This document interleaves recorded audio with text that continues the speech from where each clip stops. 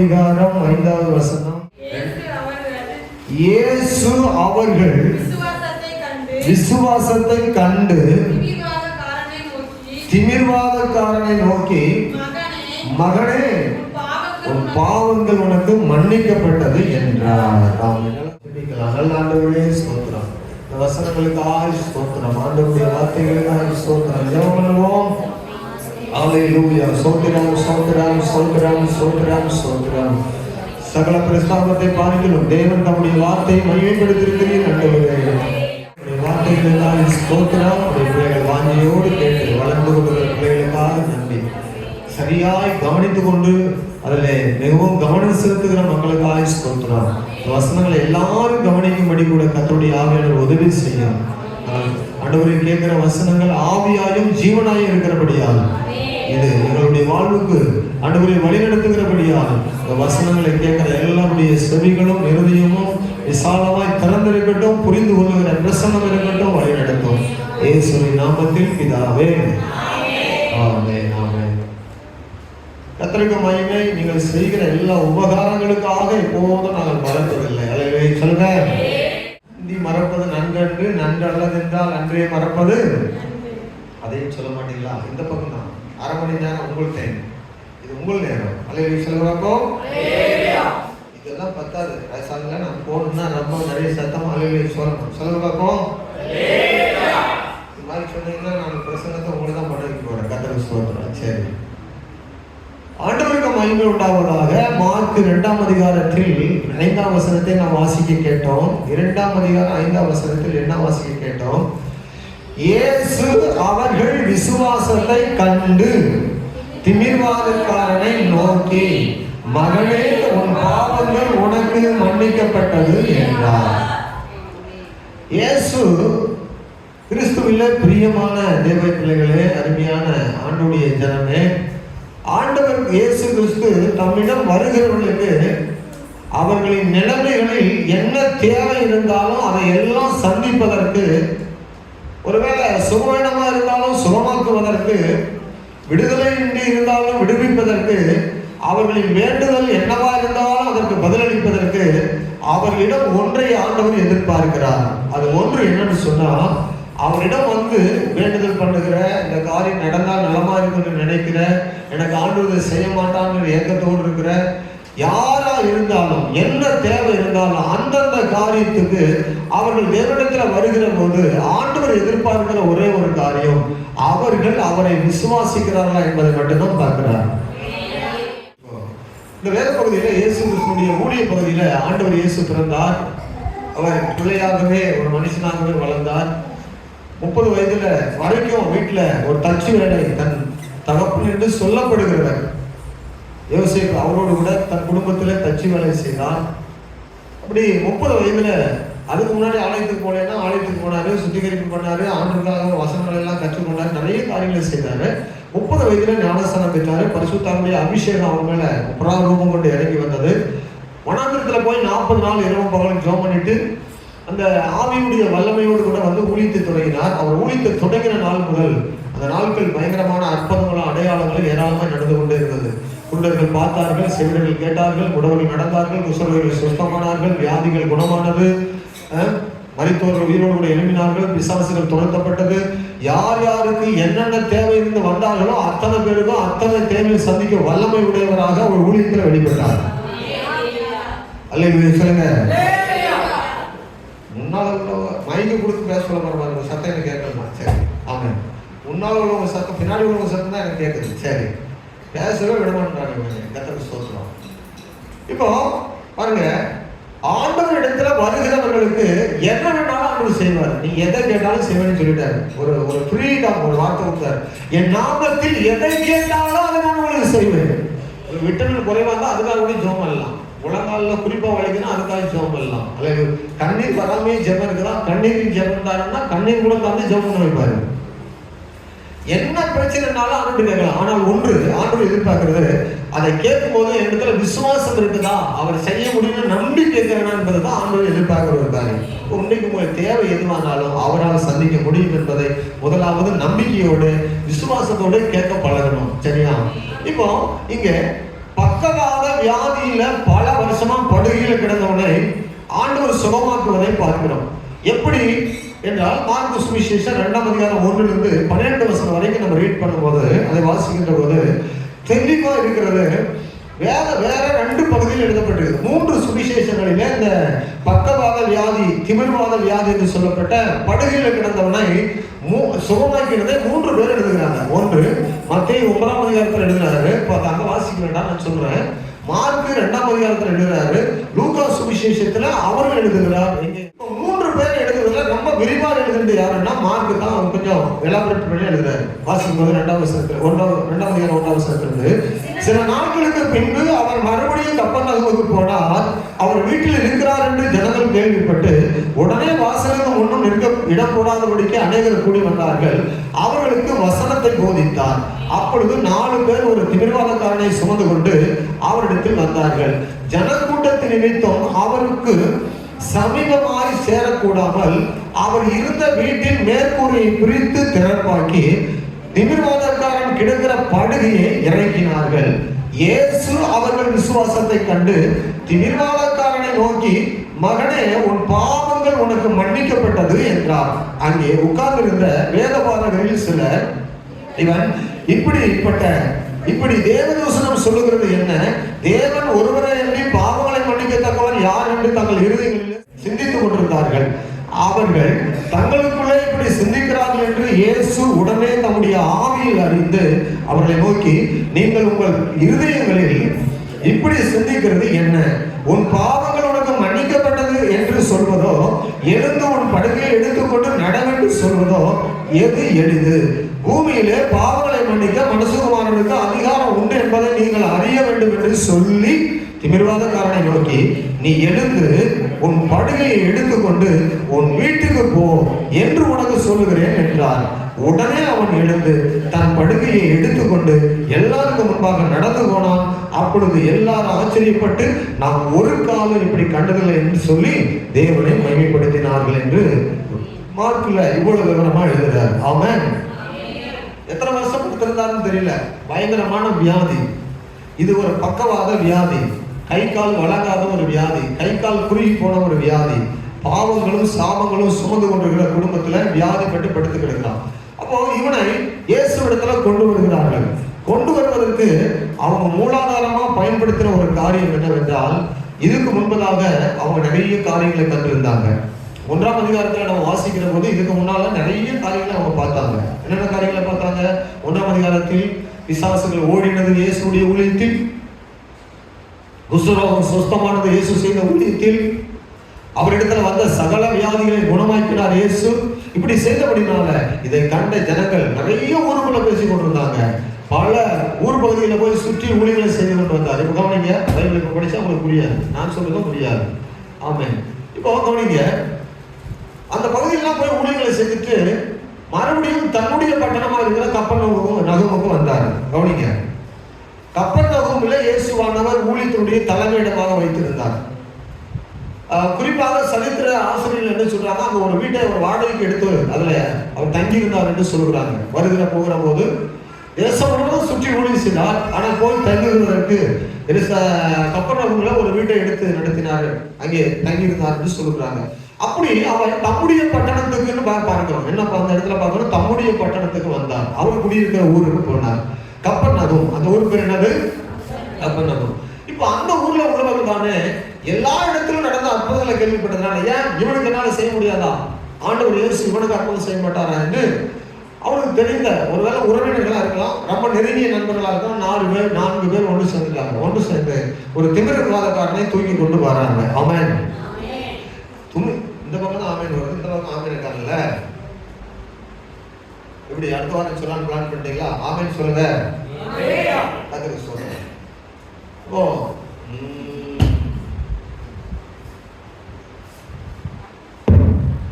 சோத்திர ஆண்டவருக்கு மகிமை உண்டாவதாக. ஏன் இவருக்கு செய்ய முடியாதா என்று அந்த ரொம்ப நெருங்கிய நண்பர்களோ உறவினர்களா இருக்கிற 4 பேர் சேர்ந்து இயேசு இடத்துல தூக்கி பாடையை போல என்ன செய்தாங்க, சுமக்க ஆரம்பிச்சுட்டாங்க. எவ்வளவு தூரம் தூக்கி கொண்டு வந்தாங்கன்னு தெரியல, தூக்கி கொண்டு தோல் மேல கொண்டு வராங்க. வந்தா இயேசு இருக்கிற வீட்டுல உள்ளே புகுந்து போக முடியாத அளவுக்கு பெரும் கூட்டம். அந்த ஜனங்களை மத்தியில இவர்களால் போக முடியல. ஆனாலும் இவர்கள் போக முடியலன்னா திரும்பியும் போக முடியல. கர்த்தருக்கு ஸ்தோத்திரம். இயேசுவிடத்துல போக முடியல, அதனால திரும்பி போகலாம்னா திரும்பியும் போக முடியல. அப்போ ஒரு வேலை செய்யணும், இயேசு முன்னால கொண்டு போய் வைக்கணும். யார? இந்த தீவிரவாதக்காரனை. அல்லேலூயா. கண்ட்ரோல் பண்ண முடியாது ஒன்று தெரியுது. சரி, கலகம் இப்படியாவது மாற்றணும்னு பார்க்குறேன். சரி, சொல்லுங்க சத்தமா, அப்படி சொல்லுங்க. அவன் சொல்லுங்க, சத்தமா சொல்லுங்க. அவன் இப்ப என்னது, என்ன பிரச்சனை? இயேசு முன்னால கொண்டு போய் வைக்கணும். வீட்டுக்கும் கொண்டு போக முடியல, இயேசு முன்னாலையும் கொண்டு போய் வைக்க முடியல. இவங்க என்னன்னா செய்யணும், ஒரே தவியா தவிக்கிறாங்க. சில நேரத்தில் நம்முடைய பிரச்சனை என்ன தெரியுமா? இயேசுகிட்டையும் போய் சொல்ல முடியல, திரும்பி போய் வீட்டிலையும் வைக்க முடியல. இது யார்கிட்ட கொண்டு போகணும் பிரச்சனை நிறைய நேரத்தில் நமக்கு வரும். இப்போ இங்கே நான் 4 காரியங்களை சொல்லுகிறேன். இந்த அற்புதமான சுகத்தை அவர்கள் பெற்றுக்கொள்வதற்கு இவங்களால் எப்படி முடிந்தது? இந்த திமிர்வாதக்காரனை கொண்டு போய் இயேசுவிடத்தில் வைப்பதற்கு அவர்களால் எப்படி இவ்வளவு துணிச்சல் வந்தது? எப்படி அடுத்தவன் வீட்டை பிரித்து மேலே இவங்களால் ஏற முடிந்தது?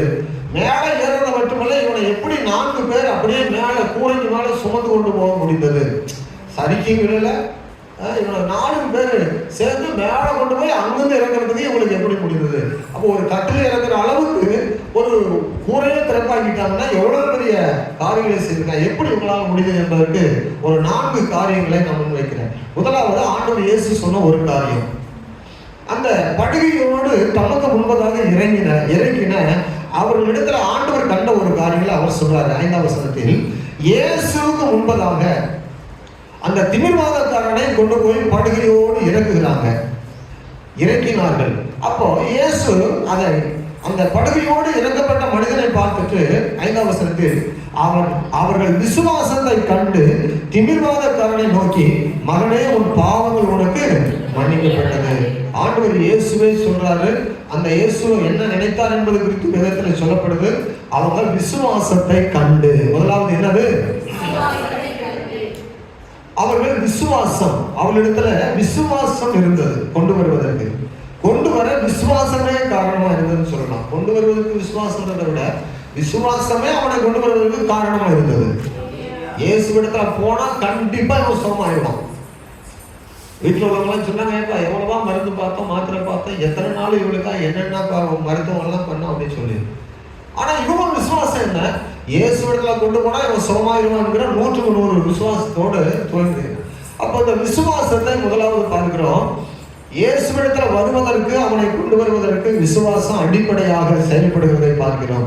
இந்த விசுவாசம் ரட்சிக்கப்பட்ட ஆவிக்குரிய பிள்ளைகளுடைய வாழ்க்கையில, நம்முடைய வாழ்க்கையில அது என்னாலும் காணப்பட வேண்டிய ஒன்று. வியாதி நேரத்துல மட்டுமல்ல, ஏதோ தேவையான நேரத்துல மட்டுமல்ல, நம்முடைய ரட்சகர், நம்முடைய தேவன், நான் ஆராதிக்கிற கர்த்தர், அவர் உயிர்த்தெழுந்தார், எனக்காக மரித்தார் என்கிற அந்த நம்பிக்கை மட்டுமல்ல, அவர் சீக்கிரமா இந்த பூமியில வரப்போகிறார், வந்து என்னை அழைத்து கொண்டு தன்னோடு வைத்துக் கொள்ள போகிறார் என்ற விசுவாசம் அது எப்போதும் நம்முடைய நெஞ்சத்துல நிறைந்ததா இருக்க வேண்டும். அலுவலி சொல்லப்போ இந்த பக்கம் மட்டும் சத்தமா. சரி, நான் கவனமா தான் இருப்பேன், நீங்க தான் கவனங்களா இருப்பீங்க. நீங்க கவனத்தை கொண்டு வரதுக்கு தான் இன்னைக்கு இந்த எக்ஸசைஸ். என்னது? இப்ப என்ன சொன்னோம்? விசுவாசத்தை ஏதோ ஒரு அற்புதம் நடக்குது அதுக்காக மட்டும் இல்ல, ஏதோ ஒரு ஞானசாரம் எடுக்கணும் அதுக்காக மட்டுமல்ல, என் பாவம் மன்னிக்கப்படணும் அறிக்கை பண்றோம் அதுக்காக மட்டுமல்ல, என்னுடைய பிரச்சனை ஒன்று தீரணும் அதுக்காக மட்டும் இல்ல. விசுவாசம், இயேசு மேல வைக்கிற விசுவாசம் நாம் கடைசி மூச்சு நிக்கிற வரைக்கும் காத்துக்கொள்ள வேண்டும். ஆமென். அப்ப விசுவாசத்தை காத்துக்கொண்டேன், ஓட்டத்தை முடிச்சேன்னு பவுல் சொன்னார். என் விசுவாசத்தின் அளவு குறையுதா? நான் ரட்சிக்கப்பட்டு 20 வருஷம் ஆச்சு, நான் ரட்சிக்கப்பட்டு 10 வருஷம் ஆச்சு, நான் ரட்சிக்கப்பட்டு 7 வருடம் ஆகிறது, நான் ரட்சிக்கப்பட்டு ஆணுடைய சமூகத்துல 30 வருடமா இருக்கிறேன், நான் ரட்சிக்கப்பட்டு ஆணுடைய பிள்ளையா இருக்கிறேன், என் விசுவாசம் எப்படி இருக்குது என்பதை அடிக்கடி நீங்கள் சோதித்துக் கொள்ள வேண்டும். முதலாவது, இங்கே இயேசுவே கண்டது அவளுக்கு அந்த அற்புதத்துக்கு காரணமா இருந்தது. முதலாவது இயேசுவிடத்துல ஆமென் அவர்கள் அற்புதம் பெறுவதற்கு, சுகமாகுவதற்கு காரணமா இருந்தது என்னவென்றால் விசுவாசமே காரணமா இருந்தது. ஆமென். இதெல்லாம் ஆண்டவர் இயேசு அநேகர் சுகமாக்கின பிறகு அல்லது அநேகரை உயிரோடு கூட எழுப்புவதற்கு முன்பு அடிக்கடி அவர் பயன்படுத்திய ஒரு வார்த்தை என்னன்னா, விசுவாசங்கிற வார்த்தை இயேசு கிறிஸ்து அதிகமாக பயன்படுத்தியிருக்கிறார். குருடர்கள் அவர் இடத்துல வந்தபோது அவர் சொன்னாரு, இந்த கண்களை திறக்க முடியும், உங்க கண்களை என்னால் திறக்க முடியும் என்று என்னை விசுவாசிக்கிறீங்களான்னு கேட்டாரு. எனக்கு வல்லமை உண்டு என்பதை நீங்க விசுவாசிக்கலாம் என்று கேட்டாரு. அப்ப சொன்ன ஆமாண்டவரே முடியும் அப்படின்னா உங்க கண்கள் திறக்கப்படுவதாக. ஒரு ஸ்திரீ வந்தா தொட்டா சுகமாயிட்டா. அப்ப சுகமான பிறகு அவளுக்கு சொல்றாரு, உன் விசுவாசம் உன்னை சுகமாக்கிடுது, நீ சமாதானத்தோட போ. ஒரு வருகிறான், என் பிள்ளை மறித்து போகிறது, ஆண்டவரே கூட்டி கொண்டு போன வான்னு சொல்றாரு. அப்ப பிள்ளைகள்லாம் மறிச்சு போயிட்டான், பிள்ளை மறித்து போயிட்டான், ஆண்டவர் கூப்பிடாத, தொந்தரவு பண்ணாத வான்னு வீட்டுல உள்ளவங்க வந்துட்டாங்க. அப்ப மறுபடியும் சொல்றாரு, பயப்படாத விசுவாசம் உள்ளவனா இரு, பிள்ளை உயிரோடு கூட எழுப்போம். நிறைய இடத்துல நீ விசுவாசத்தால் தேவனுடைய மகிமையை காண்பாய். 4 நாளாச்சு ஆபரேஷன் மறித்து போனவனு எழுப்புவான். ஆமென். அப்படி சொல்றாரு விசுவாசம். அப்ப அதிகமா விசுவாசம் விசுவாசம் விசுவாசம் என்பது இயேசு தமிழத்துல வந்தவர்களிடத்துல அதிகமா பேசின ஒரு காரியம், பயன்படுத்தின ஒரு காரியம். ஆமென். அப்ப நீங்க விசுவாசம் நம்முடைய வாழ்க்கையில இருந்தா நிச்சயமாய் நமக்கு என்ன தேவையோ நடந்து கொண்டே இருக்கும். சொல்லுங்க, சத்தமாய் சொல்லுங்க, உங்களுக்கு கேட்கிற மாதிரி சொல்லுங்க. கீழதான் போகுது, நல்லா சொல்லணும். சரி, இப்ப நான் என்ன சொல்ல வந்தேன், அது நீங்க மறுபடியும் எடுத்து. நான் என்ன சொல்ல வந்தேன், உங்களுக்கு விசுவாசம் உங்களிடத்துல இருக்குதான்னு பார்க்கணும். என்ன தேவையோ உங்களுக்கு விசுவாசத்தோடு வந்தா ஆண்டவர் மாற்றுவார். ஆமென். ஊழியத்துடைய தேவைகளை கவனமா இருந்து சந்திப்பீங்கன்னா ஆண்டவர் உங்களை ஆசீர்வதிச்சுட்டே இருப்பாரு. விசுவாசம் என்ன, என் தேவைக்கு ஆண்டவரே இந்த தேவைக்குன்னு சொன்ன உடனே ஒரு அர்ப்பணம் நடந்துச்சு. எனக்கு அனுதினமும் என் தேவையில அற்புதமா தான் சந்திக்கப்படுது. அனுதினமும் என் வாழ்க்கையில அதிசயமா தான் கர்த்தர் நடத்துறாரு. காரணம் என்னன்னா, நான் விசுவாசிக்கிறவர் என்னார் என்று எனக்கு தெரியும். அல்லேலூயா. எனக்கு மட்டும்தானா, உங்களுக்கு நடக்குமா நடக்காதா? நடக்குமா நடக்காதா? நான் ஆராதிக்கிற தேவன் இந்த காரியத்துல அவரால் குறிப்பா ஒரு காரியத்தை மாற்றத்தை செய்ய முடியும். அவர் செய்ய நினைத்தா அது தடைபடாது. ஏன் குஷ்டரோகி சொஸ்தமாக்கிறவருக்கு, உடம்பை நடக்க வைத்தவருக்கு, மறைத்தோரை எழுப்ப வைத்தவருக்கு இந்த ஒரு வியாதியை, இந்த ஒரு பலவீனத்தை இயேசுவால் மாற்ற முடியுமா முடியாதா? ஏன் அவரால் முடியாது? ஆண்டவர் எனக்கு செய்யணும்னு கேட்டா அவர் சொல்றாரு, என் நாமத்தினால் எதை கேட்டாலும் செய்யணும் செய்வார். அவர் விசுவாசம். முதலாவது இவர்கள் இந்த உடவனை, இந்த பக்கவாத வியாதி உள்ளவனை ஸ்தோத்திரம் தேவனிடத்துல இயேசுவிடத்துல கொண்டு வருவதற்கு முதலாவது காணப்பட்டது என்னன்னு சொன்னா விசுவாசம். முதலாவது என்னது? இரண்டாவது கொண்டு வந்தாங்களா? கொண்டு வந்தாங்கள கொண்டு வருவதற்கு இவங்க விசுவாசம். அடுத்தது இவங்களுக்கு வந்து ஒரு முயற்சி. என்னது என்னது? 4வது வசனம் வாசிங்க. இப்போ ஜன கூட்டத்து நிமித்தம் அவர்கள் சமீபமா அவர் கிட்ட போய் வைக்க முடியல, சேரக்கூடாமல் அவர் இருந்த வீட்டின் மேற்கூரையை பிரித்து திறப்பாக்கி திமிர்வாதக்காரன் கிடக்கிற படுக்கையை இறக்கினார்கள். இப்ப அடுத்தது வந்து ஒரு முயற்சி. வந்தாங்க, அங்க நின்னாங்க, சூழ்நிலை சரியா இல்லை, அப்படியே போகணும் போயிட்டாங்களா? அடுத்தது ஒரு முயற்சி பண்றாங்க. முதலாவது விசுவாசம், இரண்டாவது என்னது? முயற்சி. கவனிக்க, உலகத்துல முயற்சி உடையோர் இகழ்ச்சி அடையார். முயற்சி உடையோர் என்ன செய்ய மாட்டாங்க. இந்த முயற்சி உங்களுக்கு எப்படி வந்ததுன்னா, கவனிங்க, இந்த முயற்சி உங்களுக்கு எப்படி வந்ததுன்னா தானா வரல. நிறைய காரியங்களை பார்த்துருக்காங்க, நிறைய காரியங்களை கேட்டுருக்காங்க, நிறைய விஷயங்களை கண்கூட பார்த்துருக்காங்க. அப்ப இவங்க வந்து பயிற்சிக்கப்பட்டாங்க. என்ன செய்யப்பட்டார்கள்? முயற்சி எப்படி வந்தது? பயிற்சினால் வந்தது. சொல்லுங்க, முயற்சி எப்படி வந்தது? இப்போ ஒரு நீச்சல் அடிக்கணும்னு வச்சுக்கோங்களேன். ஒரு ஆள் போனோடனே தண்ணியில் விழுந்தோடனே நீச்சல் அடிச்சிடலாமா? அடிக்க முடியுமா? அது ஒரு 4 முறை கீழே விழுந்து தண்ணிக்குள்ள முங்கி கையை ஆட்டி 2 மொழி முடிச்சு அப்புறம் கையை காலை அடிச்சு அப்புறம் தள்ளி விட்டு அப்புறம் தூக்கி விட்டு எப்படியும் அவனுக்கு வந்து பயிற்சிக்கப்பட்ட பிறகுதான் அவங்க நினைச்சாங்க நீச்சல் அடிக்க ஆரம்பிக்கிறாங்க. ஒரு போலீஸ் வேலைக்கு ஆள் எடுக்கிறாங்க, துப்பாக்கி சுட்டு உடனே கொடுத்து குறிப்பாத்து அந்த ஆளை எதிரியை கரெக்டா காலில் சுடுறான்னு சுட்டுருவானா? சூட் பண்ணிடுவானா? துப்பாக்கி சுடுவதற்கு போலீஸ்காரர்கள் ட்ரைனிங் கொடுக்குறாங்க. அதான் பயிற்சி. அது என்னது? ஒரு அட்டையில் வைக்கிறாங்க, அந்த அட்டையில வந்து ரவுண்ட் போட்டுறாங்க. அந்த ரவுண்ட்ல 3வது ரவுண்ட்ல நீ ஷூட் பண்ணணும்னு சொல்றாங்க. அவனால எப்படி ஷூட் பண்ண முடியுது?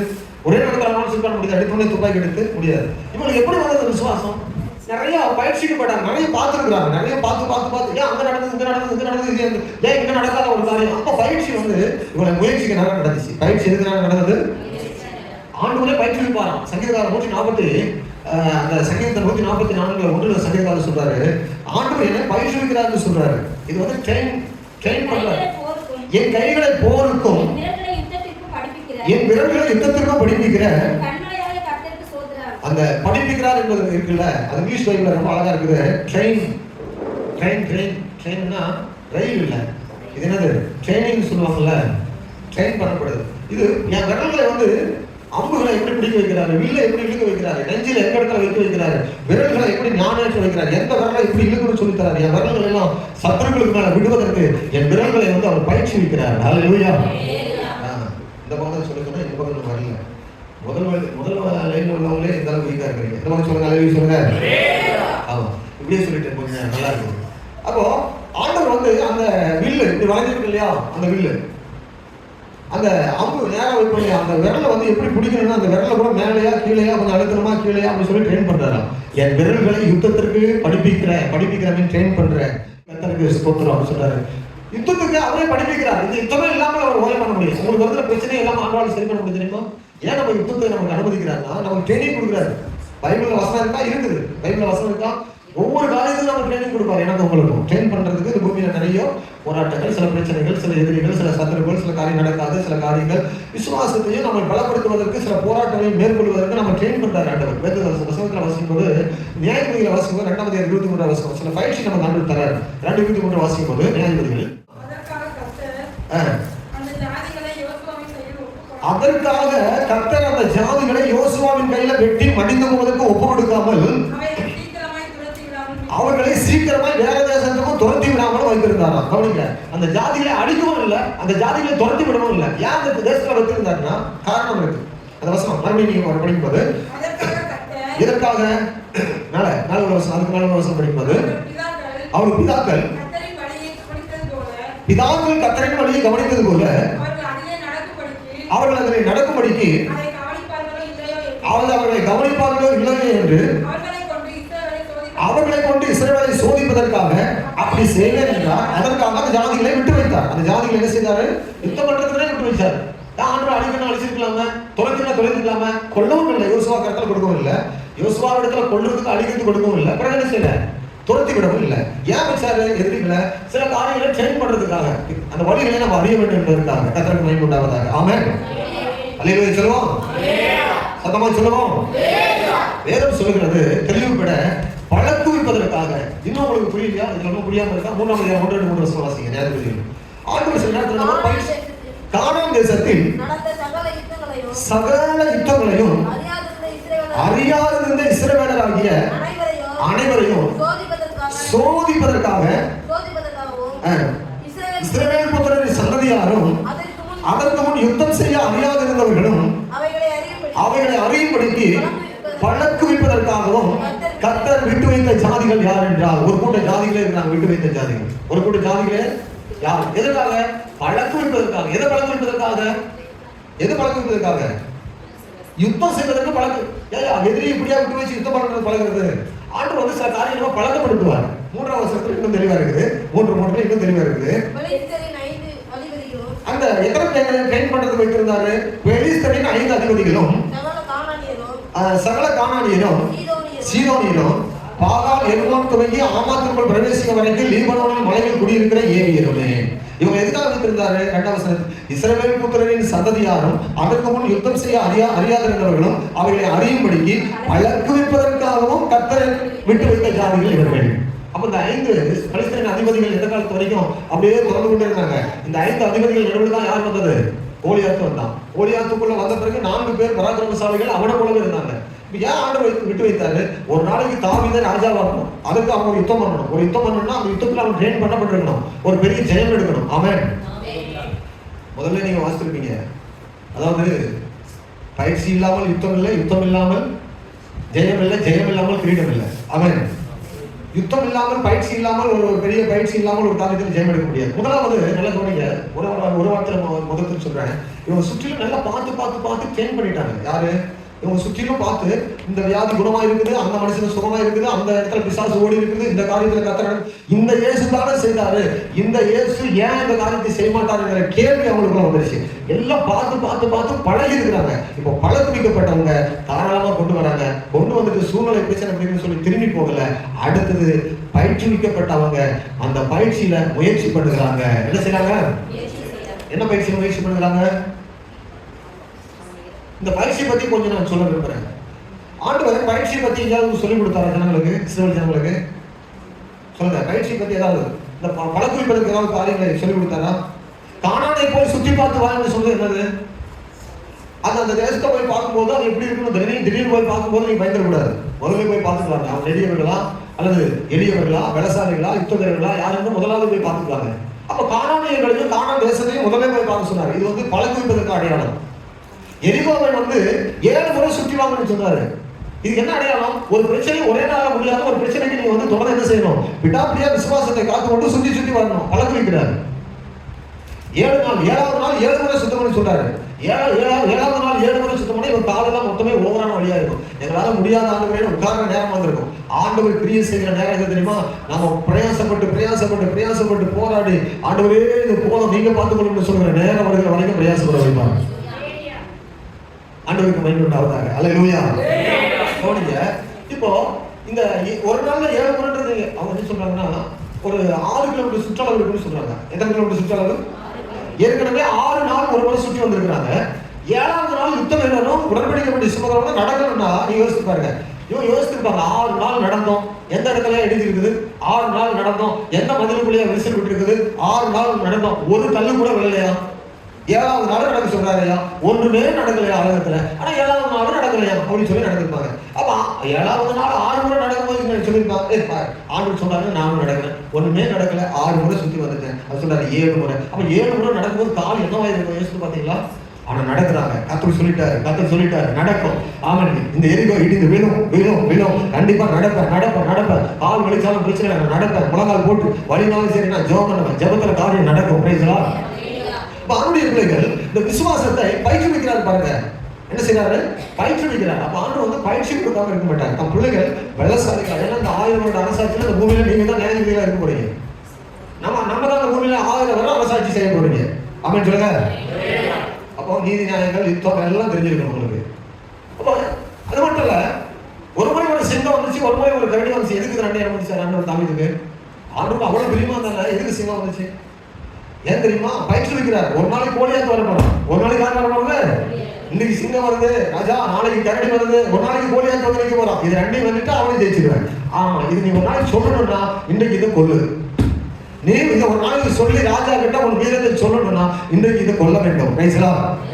அப்ப ஏன் பயிற்சி வைக்கிறாரு? ஏன் சிங்கத்தா இருக்கிறாரு? ஏன் கரடி இருக்கிறாரு? இது ரெண்டும் அவனுக்கு பயிற்சி கொடுத்தது. இந்த கரடி எப்படி கொல்லணும், இந்த கரடி மேல எப்படி அவன் வீரத்தை விசுவாசத்தை காண்பிக்கணும், எனக்குள்ள இருக்கிற தேவன் இதை மேற்கொள்ள ஆண்டவர் பலம் தருவார்னு சொல்லி அவன் அதை அந்த பயிற்சியில அதை மேற்கொள்ள வேண்டும். உங்களுக்காக பயிற்றுவிப்பதற்காகவே அதை அனுமதிச்சார். அல்லேலூயா. சரி, இந்த பக்கம் வருவோம். நீ கொஞ்ச நேரம் ஆப்பா சோதரம் இந்த பக்கம் சத்தமா சொல்லுங்க. அல்லேலூயா. அப்போ கடலில தூண்டில் போட்டு ஒரு மீனுடைய வாயை திறந்து பாருன்னு சொன்னாரு. கடல்ல தூண்டில போட்டு வாய் திறந்து பாருன்னு சொன்னாரு. நாளைக்கு உன் தேவை வரும், உன் பிரச்சனை வரும். நாளைக்கு உன் தேவை வரும், பிரச்சனை வரும். இப்படியே தயங்கிட்டு கலங்கிட்டு இருக்காத. உன் தேவையை நான் சந்திப்பேன். நான் சொல்ற மாதிரி நீ செய்தா உனக்கு அற்புதம் நடக்கும். அப்போ ஒரு நாள் வலை போட சொன்னார். ஒரு நாள் மீன் நிறைய கிடைச்சது. இன்றைக்கு வரி கட்டுறதுக்கு காசு இல்லை, ரொம்ப கஷ்டமா இருக்குது. ஆண்டவரே நான் என்ன செய்யணும்னு கேட்கிறாரு பேதுரு. அவர் கேட்கறதுக்கு முன்னாலே இல்லை நம்மளால வழி கட்டித்தான் ஆகணும், உண்மையா தான் இருக்குதான் செய்யணும். போயிட்டு ஒரு கடலுக்குள்ள தூண்டில போடும், மீன் கிடைக்கும், வாயை திறந்து பாரு. இது ட்ரெயின் பண்றாரு. இது என்னது? சொல்லுங்க, சத்தமா சொல்லுங்க. அப்படி சொல்லிட்டு பாத்தீங்களா? அவங்க ட்ரைனிங் ஏற்கனவே எடுத்துக்கிறாங்க. சத்தமா சொல்லுங்க பார்ப்போம். உங்க மாதிரி மீன்கள் உட்பட பாத்தீங்களா? அவ்வளவு ட்ரைனிங் இருக்குது. அப்படின்னு சொல்லுங்க பார்ப்போம். சேர்ந்து ஒரு நாள் சொல்லிக்கணும். எப்படி ஆயிட்டு வரணும் போலையா? அவ்வளவுதான் எங்களுக்கு பிரச்சனை இல்லை. நீ அல்லையே சொல்லுவீங்களா, ஆமேன்னு சொல்லுவீங்களா, முழங்கால் கொடுவீங்களா, படுத்து ஒருவீங்களா, தலை குப்புறேன்னு எனக்கு ஜோம் பண்ணுவீங்களா தெரியாது. நீங்க பரலோகத்துக்கு போகணும். அதுதான் ஏன் பிரச்சனை. ஆமேன்னு சொல்லுங்க. சரி, எதுக்காக வந்து எங்க போயிட்டோம்? அப்போ ஏன் ஒரு சிங்கத்தை ஆண்டு விட வேண்டும்? நல்லா ஆராதித்த தேவ மனுஷன் தானே, அபிஷேகம் பண்ண தேவ மனுஷன் தானே, ஒரு ஜாலியா இருக்கலாம். ஏன் சிங்கம் வருது? அது கூட ஏன் யுத்தம் பண்ணணும்? பல்லுல கையை வச்சு அது வேற கிழித்து கையெல்லாம் ரத்தம் வந்து ஏன் அது கூட மல்லு கட்டி உடம்பெல்லாம் அடி வாங்கி அது கூட சண்டை போட்டு அதையா கொள்றதுக்கு? அப்போ இதை நீ மேற்கொள்ள வேண்டிய ஒரு கட்டாயத்துக்குள்ள நீ இருக்கிற. ஒரு பிரச்சனையை பேஸ் பண்றதுக்கு ஆண்டு உன்னை நியமித்து இருக்கிறார். உனக்கு ஒரு உயர்வை ஆண்டு தர போறா. உன் வாழ்க்கையில நீ பெரிய காரியங்களை செய்ய போகிறாய். அப்ப உங்களுக்கு ஏன் வருதுன்னா கர்த்தர் உங்களுக்கு அனுமதிக்கிறார். உங்களுக்கு ஏதோ ஒரு காரியத்தை செய்ய இருக்கிறார். அல்லேலூயா. ஏன் ஒரு சிங்கம் வருது, ஏன் ஒரு கரடி வருதுன்னா உங்களுக்கு ட்ரெயின் பண்றதுக்காக கர்த்தர் அனுமதிக்கிறார். அப்ப தேவ பிள்ளைகளே, முதலாவது ஒரு இடத்துல விசுவாசம் இருக்குது. நீங்க போராடுங்க, கர்த்தர் பார்த்துக் கொள்வார். கர்த்தர் ஜெயிக்கிறதுக்கு பலம் தருவார். அப்போ ரெண்டாவது அந்த முயற்சி எப்படி வருது? ஏற்கனவே இருந்த பயிற்சினால வருது. ரெண்டாவது அது என்ன முயற்சி? பாக்குறாங்க, கூட்டம் நிறைய இருக்குது. ஆஹா, இது செல்லுபடி ஆகாதுப்பா, இன்றைக்கு ஒத்து வராது, நாளைக்கு பார்த்துவோம், திருப்பிட்டாங்களா கடல் தூக்கிட்டு. கட்டில் தூக்கிட்டு அப்படியே திருப்பிட்டாங்களா, நாளைக்கு பார்த்துக்குவோம், இன்றைக்கு செம பண்ண சரியாகாது, ஆண்டு முன்னாள் போனாலும் இன்றைக்கு சரிப்படாது, நமக்கு இன்றைக்கு சூழ்நிலை ஒத்து வரல, நம்ம நேரம் நல்லா லேட்டது அப்படின்னு சொல்லிட்டு போயிட்டாங்களா? சில பேர் சொல்லுவாங்க, ஒரு காரியம் நடக்கலாம் நம்ம நேரம் நல்லா இல்லைன்னு சொல்லுவாங்க. அப்படி கிடையாது. நேரம் எல்லா நாளும் நல்லது தான். பைபிள் இருக்குது, எல்லா நாளும் பாம்பு குறுக்க போனாலும் நல்லதுதான், சோசியக்காரன் குறுக்க வந்தாலும் நல்லதுதான், பூனை குறுக்க வந்தாலும் நல்லதுதான், பாம்பு மேல கால் வச்சு நடந்தாலும் நல்லதுதான். அல்லேலூயா சொல்லுங்க. பக்கத்து வீட்டுக்காரன் சும்மாவே சண்டைக்கு வந்தாலும் நல்லதுதான்.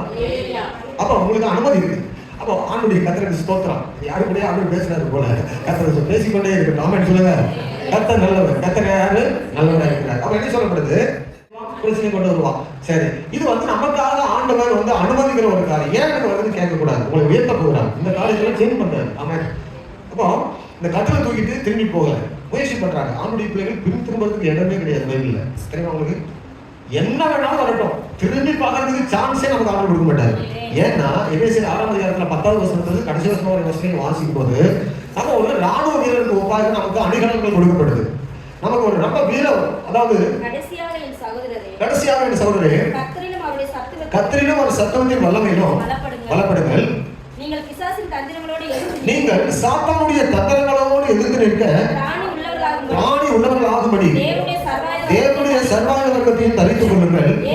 ஏனெனில் மாம்சத்தோடு இரத்தத்தோடும் அல்ல, துரைதனங்களோடு அதிகாரங்களோடும் அல்ல, இப்பிரபஞ்சத்தின் அந்தகார லோகாதிபதிகளோடும் வான மண்டலங்களில் உள்ள பொல்லாத ஆவியின் சேனைகளோடும் நமக்கு போராட்டம் உண்டு. என்ன உண்டு சொல்லுங்க? உண்டு. உண்டு. வல்லமை உண்டு, போராட்டம் உண்டு. பாட்டு பாருங்க இல்லையா? உண்டு உண்டு உண்டு உண்டு உண்டு உண்டு உண்டு வல்லமை உண்டு உண்டு, இயேசுவின் இரத்தத்தால் வல்லமை உண்டு, போராட்டமும் உண்டு. வல்லமை எது கொடுத்திருக்கிறாரு? அந்த போராட்டத்தை ஜெயிக்கிறதுக்கு.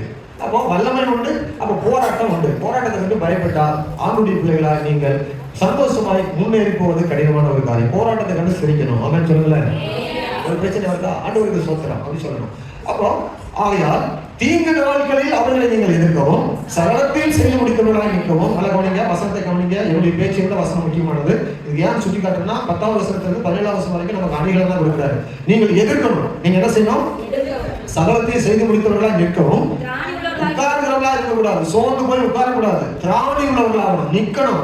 தேவனுடைய சர்வாயுத வர்க்கத்தை எடுத்துக்கொள்ளணும். என்னது?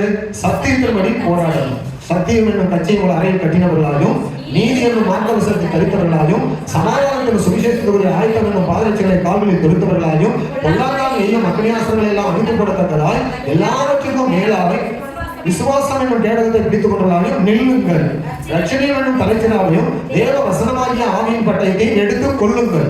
எந்த சமயத்திலும் சகல விதமான வேண்டுதலோடும் விண்ணப்பத்தோடும் ஆவியினாலே ஜெபம் பண்ணி அதன் பொருட்டு மிகுந்த மன உறுதியோடும் சகல பரிசுத்தவான்களுக்காக பண்ண வேண்டுதலோடும் விழித்துக் கொண்டிருங்கள். ஆமென். அப்போ எப்படி இருக்கணும்?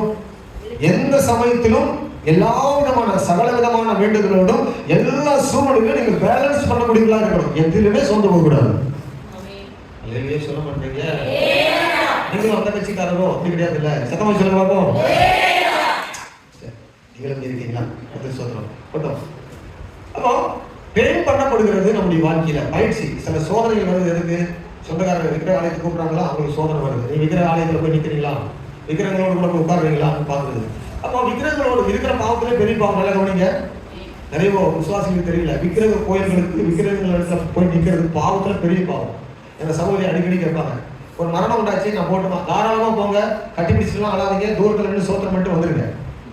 அப்புறம் மறுபடியும் பண்ணுவாங்க. 8ஆம் நாள் காரியம் வச்சிருக்காங்க, என்னது என்னென்ன வச்சிருக்காங்க, போட்டுமா, போகவே வேண்டாம். எதுக்கு போறீங்க? இரும்பு அடிக்கிற இடத்துல ஈக்கு என்ன வேலை? நீங்க ரசிக்கப்பட்ட கத்தோலிக்கல சடங்காச்சாரம் பண்ற இடத்துல உங்களுக்கு என்ன வேலை?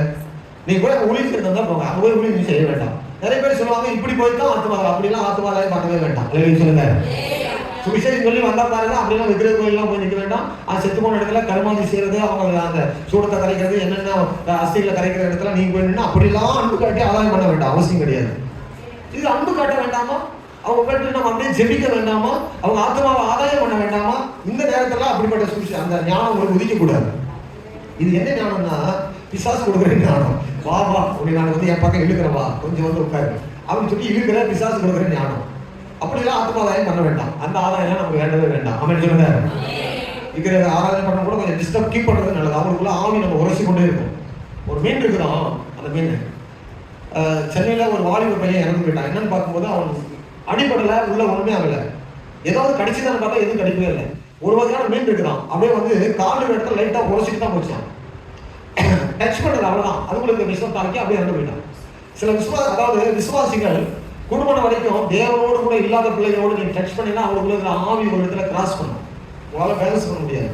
நிறைய பேர் வந்து சகஜமாக நினைச்சிட்டு அவங்க கூட பழகுவோம், போவோம், உட்காருவோம், சாப்பிடுவோம். அந்த ஆவியுடைய போராட்டத்தை உங்களுக்கு மேற்கொள்ள முடியாது. அந்த தந்திரம் உங்களுக்கு தெரியாது. அதனால தான் நம்ம சொன்னா முதல்ல கட் பண்ணுறது ரொம்ப நல்லது. சௌத்ரா அப்படிப்பட்டவங்களோட கூட நம்ம ஐக்கியங்கள் இருக்கும் என்றால் அவங்க ஒன்று பேசுவாங்க, அதுக்கு நம்ம ரிப்ளை பண்ணுவோம். ஆதார சம்பாஷணையா இருக்கும். அவங்க பேசுற மாதிரி நம்ம பேச வேண்டியது இருக்கும். தேவனுக்கு பிரியம் இல்லாமதெல்லாம் இருக்கும். அதனால பல காரணங்கள் இருக்குது. சரி, அப்போ அவங்க என்ன சொல்ல வந்தேன், நேரம் நல்லது இல்லைன்னு சொல்லி போகக்கூடாது. நேரம் நல்லது இல்லைன்னு சொல்லி என்ன செய்யக்கூடாது. இன்னைக்கு நேரம் நல்லது, நல்ல நேரம் கெட்ட நேரம் என்பது நமக்கு ஒன்றும் கிடையாது. நைட் 12 மணிக்கு நமக்கு நல்ல நேரம் தான். அவன் சொல்லுங்களேன், அமாவாசை நைட்டு 12 மணிக்கு நமக்கு நல்ல நேரம் தான். அல்லேலூயா. அமாவாசை வந்தாலும் நல்ல நேரம் தான், பௌர்ணமி வந்தாலும் நல்ல நேரம் தான். மாதத்துல முதல் நாளும் நல்ல நாள் தான், மாதத்துல கடைசி நாளும் நல்ல நாள் தான். வாரத்துல ஞாயிற்றுக்கிழமை நல்ல நாள் தான், வெள்ளிக்கிழமையும் நல்ல நாள் தான், செவ்வாய்க்கிழமை நல்ல நாள் தான். செவ்வாய்க்கிழமையில தான் நிறைய போதகர்மாருடைய பிள்ளைகளுக்கெல்லாம் கல்யாணம் வைக்கிறாங்க. செவ்வாய்க்கிழமை தான் நம்ம நல்ல நாள். கர்த்தருக்கு ஸ்தோத்திரம். அவன் சொல்லுங்களேன். அப்போ நல்ல நாள் கெட்ட நாள் என்பது நமக்கு கிடையாது. சாஸ்திரங்கள் குறி சொல்கள் நமக்கு கிடையாது. விக்கிரகங்களுக்கு விலகி ஓடுங்கள். பைபிள் என்ன வாசிக்கிறோம்? விக்கிரகங்களுக்கு விலகி ஓடுங்கள், பாவத்துக்கு விலகி ஓடுங்கள். அப்போ அக்கிரமத்துக்கும் பாவத்துக்கும் விலகி ஓடணும். இல்லைன்னு சொன்னா அதெல்லாம் என்ன செய்ய நம்முடைய வாழ்க்கையில நமக்கு தடையா இருக்கும். ஆமென். இப்போ 4 பேரும் நல்ல நேரம் கெட்ட நேரம் பார்க்கறவங்க என்ன சொல்லிட்டு போயிருப்பாங்க, ஐயோ இயேசு கிட்ட ரொம்ப கூட்டமா இருக்குதுப்பா, இன்னைக்கு நமக்கு நல்ல நேரமே கிடையாது, இவ்வளவு கஷ்டப்பட்டு கொண்டு வந்தோம். நான் அப்பவே தூக்கும் போதே வீட்டுல சொன்னாங்க, தூக்கும் போதே என்ன சொன்னாங்க, வீட்டுல 4 பேரும் ஒருத்தர் சொன்னா, தூக்கும் போதே சொன்னாங்க கொண்டு போகாதீங்கப்பா, அன்னைக்கு வேண்டாம். அப்பவே நான் நினைச்சேன் வேண்டாம், வீட்டுல வந்துடலான்னு. அப்படி யாருமே பேசிக்கொள்ளல. இதுதான் அவங்க நல்ல தூங்கியா ஏரியா மேல பிரியா இறக்கியா, அப்ப காலையில் நடக்கட்டும். நகர சோதரம். ஆமா, வீட்டை பிரிக்கிறது நல்லது இல்லையா? வீட்டை பிரிச்சு உள்ள இருந்தா என்ன ஆயிடும்? வீட்டை பிரி அல்லது நீ மொழிக்கிறதால அதையும் உடைச்சிருக்கு, பிரச்சனை இல்லை. சோத்திரம். ரூம் போட்டதால பிரச்சனை, உடைச்சிட்டு கூட எனக்கு நமக்கு இதுதான் நல்ல நேரம். சொல்ல மாட்டீங்க? கூட்டத்துக்கு கண்டா நல்ல நேரம் இல்லை, ஒரு பிரச்சனை வந்துச்சுன்னா நல்ல நேரம் இல்லை, ஒரு காரியம் உடனே நடக்கலாம், அடுத்த முயற்சி பண்ணவே மாட்டாங்க, நல்ல நேரம் வரும் உங்களுக்கு. அவன் சொல்லுங்களேன். ஆமாம், முயற்சி உடையோர் இகழ்ச்சி அடையார். முயற்சி பண்ணிட்டே இருங்க, ஏசப்பா சொல்லிட்டே இருங்க, ஒரு காரியம் வந்து நேர்த்தியாக நடக்கும். என்னுடைய டாபிக் வந்து 4 நான் இவ்வளோ நேரம் முடிச்சிருக்கணும். எனக்கு 2ஆம் டாபிக்ல யாருக்கோ என்னவோ செய்தி தேவைன்னு என்னை ஆவியானவர் அங்கே கொண்டு போனாரு. 3வது காரியத்துக்கு வந்துடுவோம். நம்பர் 1 என்னது? 2வது முயற்சி. முயற்சி நீங்க என்ன பண்றீங்க? வீட்டுல உறவுக்காரர் வராங்க, ஞாயிற்றுக்கிழமையில வச்சியா முயற்சி பண்ணணும், இவங்களை கொண்டு போகணும், சபைக்கு முயற்சி பண்ணணும், அவளை விடக்கூடாது, சர்ச்சை கொண்டு வரணும். என்ன நாள் வந்தாலும் சரி, யார் வந்தாலும் சரி, அவளை சபையில கொண்டு வந்து உட்கார வச்சு பழகணும். நீங்க எப்படி சொல்லலாம்? சொல்லுங்க. இந்த பக்கம் ஒரு மாதிரி தனியாக சொல்லிருங்க. ரொம்ப நேரம் விட்டா உங்களுக்கு ஒரு மாதிரி கஷ்டமா இருக்கும். சொத்துறோம், உங்களை கைவிட்டது போல இருக்கும். சரியா? மறுபடியும் ஒரு கல்வி சொன்ன மாதிரி சொல்லுங்க. ஆதரவு சொல்றதை மட்டும் என்ன கேட்கற மாதிரி சொல்லுங்க பாப்போம். அல்லேலூயா. அவர் சொல்லிட்டாருன்னா என் பிரசங்கத்துக்கு ஓகே 100% கேட்டுச்சுன்னு அர்த்தம். சரி, எப்போ வருவோம்? முதலாவது என்னது? இயேசுவிடத்துல வரும்போதெல்லாம் விசுவாசத்தோடு வாங்க. ஒவ்வொரு ஆராதனைக்கும் விசுவாசத்தோடு வாங்க, ஒவ்வொரு ஜெபத்துக்கும் விசுவாசத்தோடு வாங்க, ஒவ்வொரு பைபிள் ஸ்டடிக்கும் விசுவாசத்தோடு வாங்க, ஒவ்வொரு நாளும் உலகம் பண்ணிடும் போது விசுவாசத்தோடு உலகம் பண்ணிடுங்க. ஒவ்வொரு ஆராதனையும் தேவனிடத்துல விசுவாசத்தோடு கையை வைத்துங்க. இன்றைக்கு என்னை கத்தர் பார்க்கிறார், இன்றைக்கு என் ஜெபத்தை கத்தர் கேட்கிறார், இன்றைக்கு எனக்கு நல்ல நாள் தான், இன்றைக்கு எனக்கு விடுதலை உண்டு, இந்த பிரச்சனை ஆண்டவருக்கு தெரியும், ஆண்டவருக்கு தெரியாதது ஒன்றுமே கிடையாது என்று சொல்லி ஒவ்வொரு முறை வரும்போதெல்லாம் தேவனிடத்துல விசுவாசத்தை காண்பிக்கிறவர்களாக வாருங்கள். கர்த்தர் உங்களுக்கு விடுதலை தருவார், உங்கள் வாழ்க்கையில ஜெயம் கிடைக்கும், உங்கள் வாழ்க்கையில போராட்டங்களை மேற்கொள்ள பலன் தருவார். அல்லேலூயா. என் வாழ்க்கையில கடந்து வந்த பிரச்சனை எல்லாம் உங்களுக்கு சொன்னா பிரசங்கம் பத்தாது, நமக்கு நேரங்கள் போதாது. அதெல்லாம் ஆண்டுக்கும் நமக்கும் எத்தனையோ காரியங்களை கடந்து வந்திருக்கிறோம். எங்க வீட்டுல எல்லாம் பிரச்சனை, அதாவது என்னென்ன காரியத்துல வந்து பார்த்தா கடைசியில பார்த்தா குடும்பமா மொத்தமா ஹாஸ்பிட்டல் போய் படுக்க வச்சுட்டான். மொத்தமா 3 பேர் ஹாஸ்பிட்டல் படுத்துருக்கோம். சொல்லியிருக்கேன் ஏற்கனவே. ஆசமாக சிக்கன் குடியா, இடந்த சிக்கன் குடியா, பிரின்சிக்கு சிக்கன் குடியா, 3 பேர் 3 பெட்டு, கஞ்சி தண்ணி கொடுக்கறது கூட ஆள் கிடையாது. நான் சொன்ன ஆண்டவருக்கு சோத்திரம். யோபு எல்லாம் முடிந்து போன பிறகு சொன்னாரு, நான் என்னுடைய மீட்பர் உயிரோடு கூடவே இருக்கிறார், நான் சேவிக்கிற என் தேவன் எப்படி இருக்கிறார். 3 பேர் எதுக்கு ஆச்சரியம் வந்துச்சு? ஆண்டு ஏன் கைவிட்டாரு? ஊழியம் தானே செய்யலாம், ஏன் ஆண்டு என்னை கைவிட்டாரு? ஏன் எனக்கு ஜெபத்து கேட்க மாட்டாரு? என் மனைவி சுகம் தரல, என் பிள்ளைக்காக சுகம் தரல, எனக்காக சுகம் தரல அப்படின்னு நான் கேட்கவே இல்லை. ஆண்டவருக்கு சோத்திரம். என்ன சோதனை வந்தாலும் சரி, எல்லாவற்றையும் பயிற்றுவிக்கப்பட்டு ஜெயிக்கிறவங்களா இருக்கணும். எதை கண்டும் பயப்படக்கூடாது, எதை கண்டும் சோர்ந்து போகக்கூடாது, எதை கண்டும் தயக்கம் இருக்கக்கூடாது. ஆமென். ஞானம் இல்லையா படிக்கிறதுக்கு ஜெபத்துல ஆண்டவரத்துல கேளுங்க, ஆண்டவர் ஞானத்தை தருவார். ஆமென்.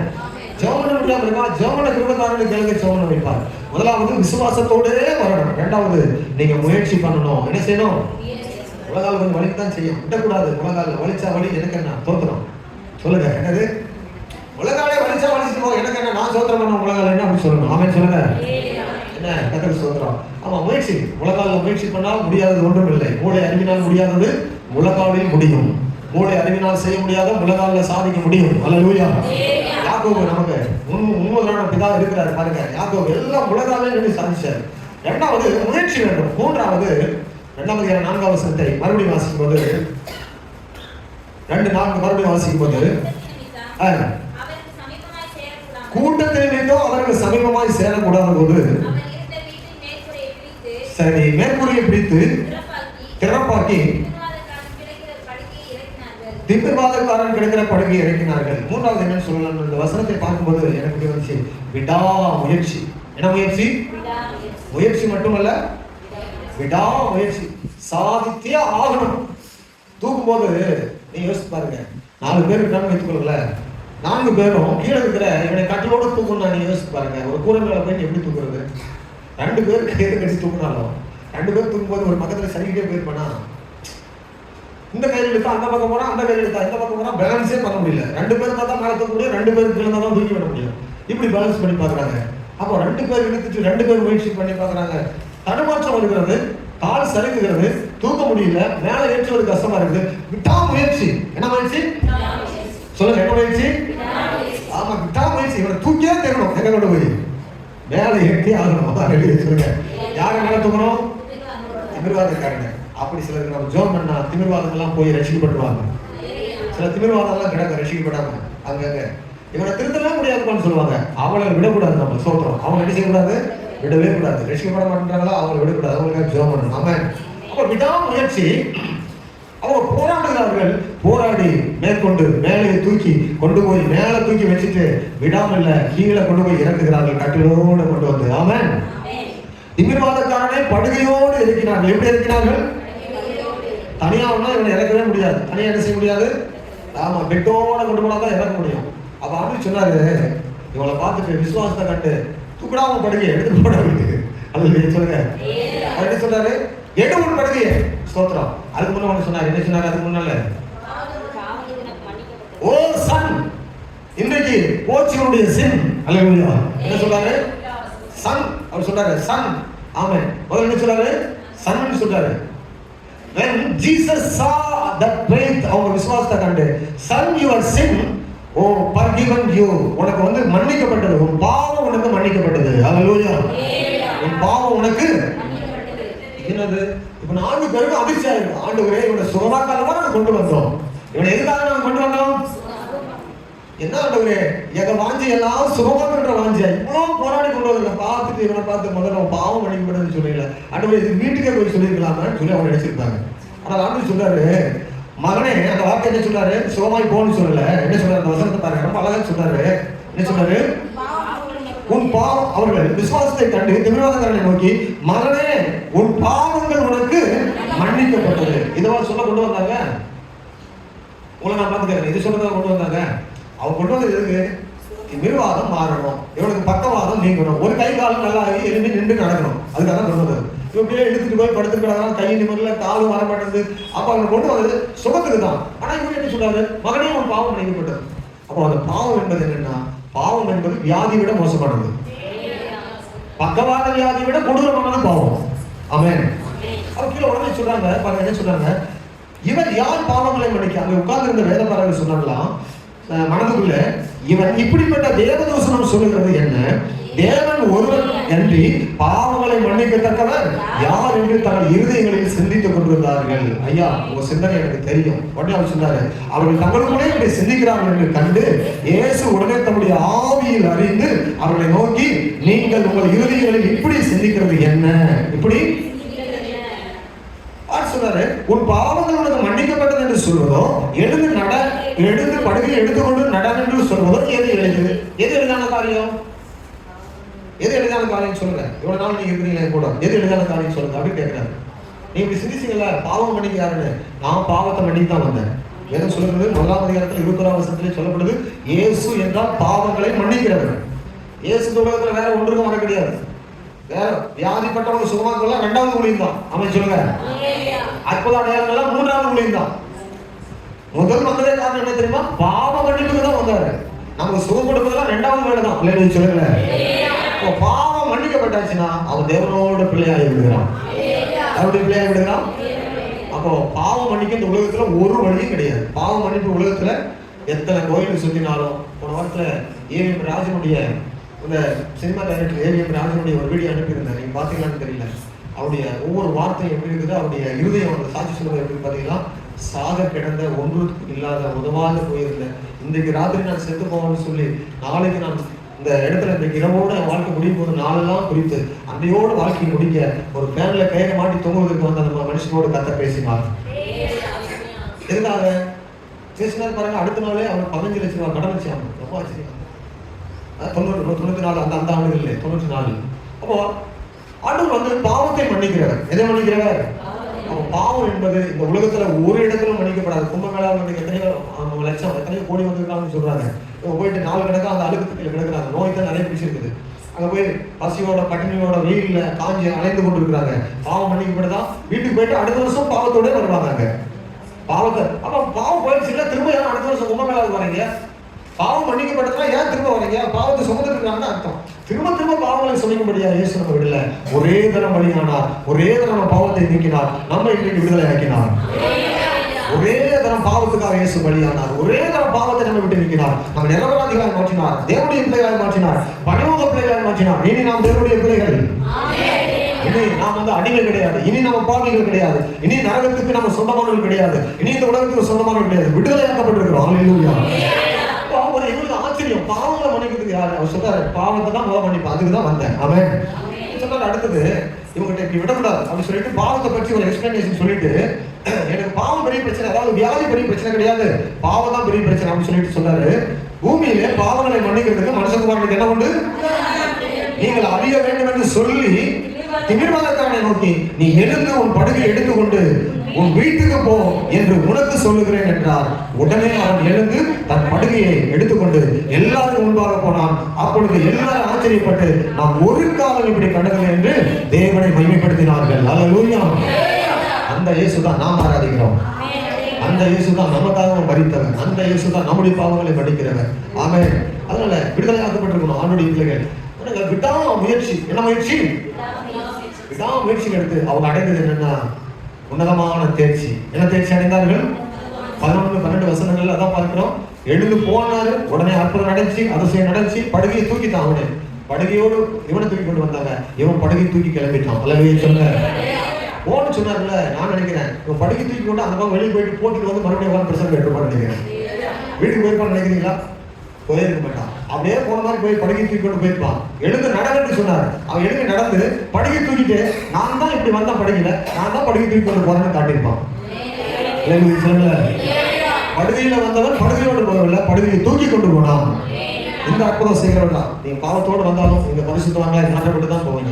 சபையில ஒருவரும் பாவத்தோடு இருப்பதில்லை, சபையில ஒருவரும் பாரத்தோடு இருப்பதில்லை, சபையில் ஒருவரும் வியாதியோடு இருப்பதில்லை, சபையில் ஒருவரும் துக்கத்தோடு இருப்பதில்லை. கர்த்தர் விடுவிக்கிற தெய்வமானால் அவர் விடுவிப்பார். அவன் தோல்வியோடு வரவங்க தோல்வியோடு வாழ்வது கிடையாது.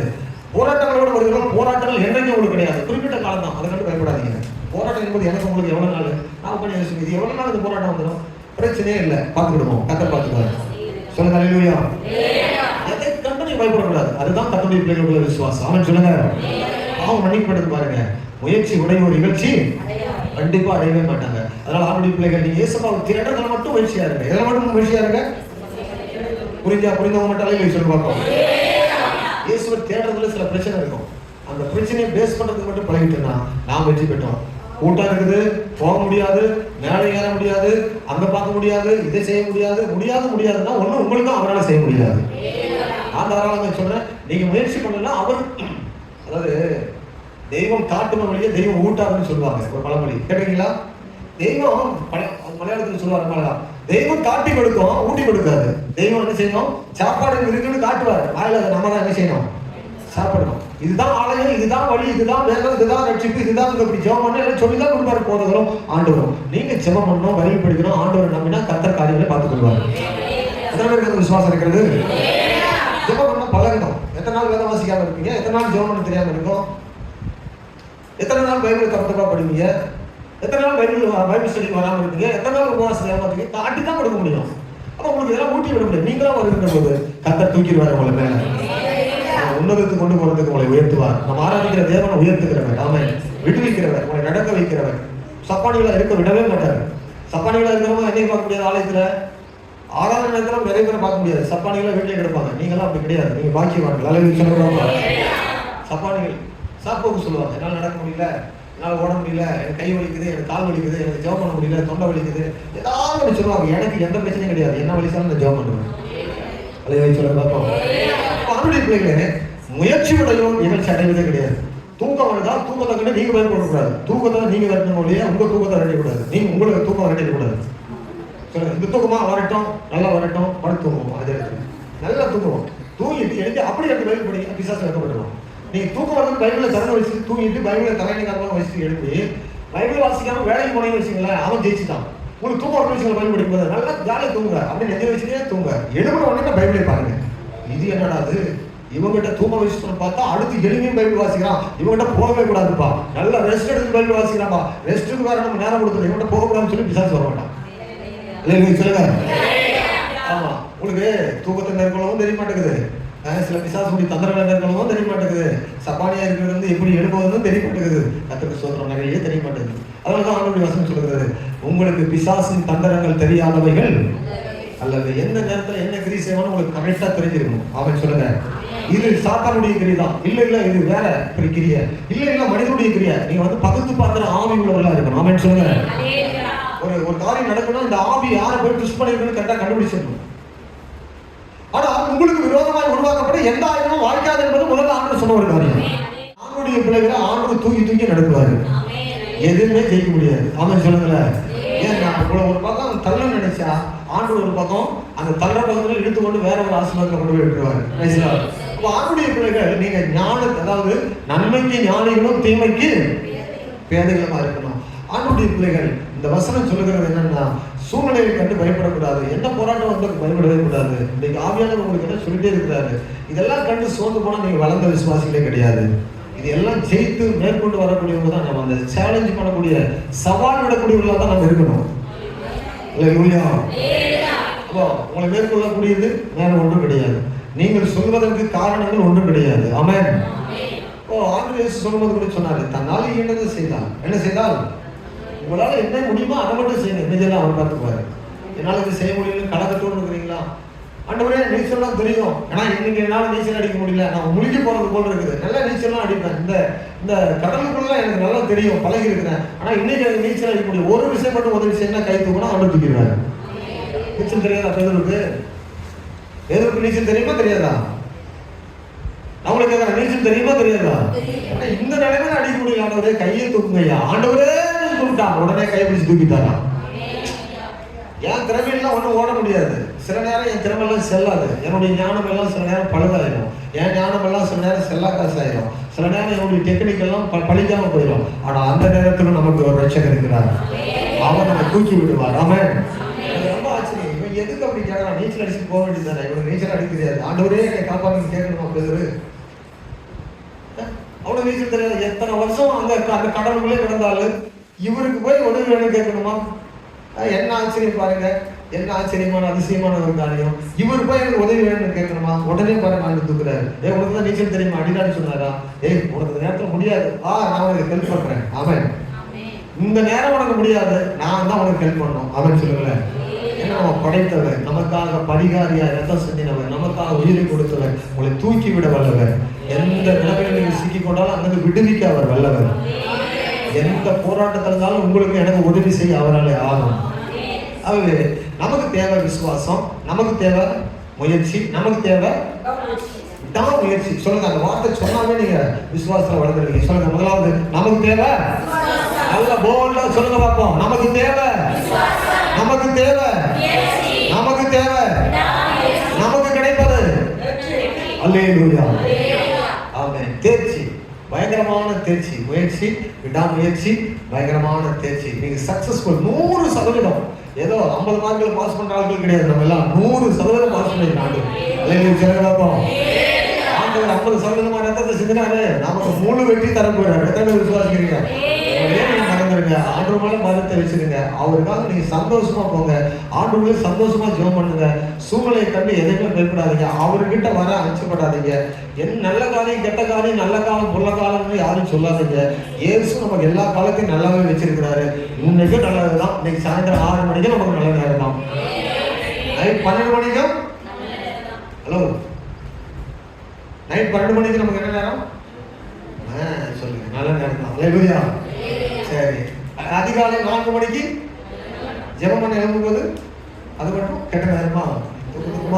ஆண்டவரே எனக்கு ஒரு நாள் மட்டும் லீவ் விடுங்க ஐயா, சோத்திரம். கொஞ்ச நேரம் போன் ஆன் பண்ணி வச்சுட்டு நாளைக்கு ஜெபத்துக்கு வந்துக்கிற ஆண்டவரே, தோத்துறோம். அல்லேலூயா. ஆமா, இல்ல எனக்கு எல்லாம் காலையில 4 மணிக்கும் நல்ல நேரம், காலையில 5 மணிக்கு நல்ல நேரம். உங்களுக்கு நல்ல நேரம் தான் எல்லா நேரம். ஏன்னா இயேசுக்குள்ள இருக்கிறதுனால எல்லா நேரமே நல்ல நேரம். இயேசுக்குள்ள வராத இருக்கிறவங்களுக்கு எல்லா நேரமே கெட்ட நேரம் தான். அல்லேலூயா சொல்லுங்க. இயேசுக்குள்ள இருக்கிறவங்களுக்கு எல்லா நேரமும் சொல்லுங்க. இயேசுக்குள்ள வராதவங்களுக்கு எல்லா நேரமும் கெட்ட நேரம் தான். அவன் சொல்லுங்க. பாவத்தை சுமந்துட்டே அலையணும், தேவையாது நமக்கு. வாசப்படியில் தடுக்கி விடுதாலும் சாவு வரும், செத்த பிறகு நரக்கு போகும், தேவையாது நமக்கு, தேவையில்லை. என் பாவம் மன்னிக்கப்படுறதுனால எனக்கு பிரச்சனையே கிடையாது. எல்லா நாளும் எனக்கு நல்ல நாள், எல்லா நேரமும் நல்ல நேரம். அப்போ நம்முடைய பாவம் மன்னிக்கப்பட்டதான் நம்ம விடுதலை இறக்கப்பட்டிருக்கிறோம். அப்படியானால் விடாமுயற்சி, நீங்க பெரிய ஆத்மா அறுவடை பண்ணுவீங்க, உங்க ஜெபங்கள் கேட்கப்படும், பெரிய காரியங்களை செய்வீங்க. முடவர்கள் நடந்தார்கள், ஆமென். குருடர்கள் பார்த்தார்கள். இந்த முடவன் ஒரு பக்கம் கை கால்லாம் அவனுக்கு ரொம்ப போயிருக்கும், ஆனால் இந்தோடு அவன் வாழ்க்கையில பிரச்சனை முடிந்தது. ஆமென் சொல்லுங்க. இயேசுவை சந்தித்தா பிரச்சனை என்ன செய்யும்? இயேசுவை சந்திங்க, எல்லா பிரச்சனையும் முடிவுக்கு வந்துடும். உலகால் படிடுவோம். கர்த்தர் நம்மை ஆசீர்வதிப்பாராக. மனதில் வைத்துக் கொள்ளுங்க. ஏசப்பா எனக்கு விசுவாசத்தை தாங்கன்னு கேளுங்க. ஏசப்பா முயற்சி பண்ணுகிற அனுபவம் எனக்கு தாருங்கன்னு கேளுங்க. ஆண்டவரே விடாம முயற்சி உள்ள ஒரு விசுவாசியை நான் வாழ எனக்கு கிருபை தாங்கப்பான்னு கேளுங்க. ஆண்டவரே நான் தேர்ச்சி பெறணும்ப்பா, நான் ஜெயம் பெறணும். ஆண்டவரே ஜெயம் கொள்ளுகிறவன் எல்லாவற்றையும் சுதந்திரித்துக் கொள்வான்னு சொன்னீங்கப்பா. இந்த சூழ்நிலையை கண்டு பயந்து போகிற மனுஷனா நான் இருக்கக்கூடாது. எதிர்ப்புகளை கண்டு நான் சோர்ந்து போகிற மனுஷியா இருக்கக்கூடாது. ஆண்டவரே எனக்கு உதவி செய்யுங்க ஐயா. ஒரு விடாமுயற்சியா ஜெபிக்கிற ஆத்மாவா என்னை மாற்றும்.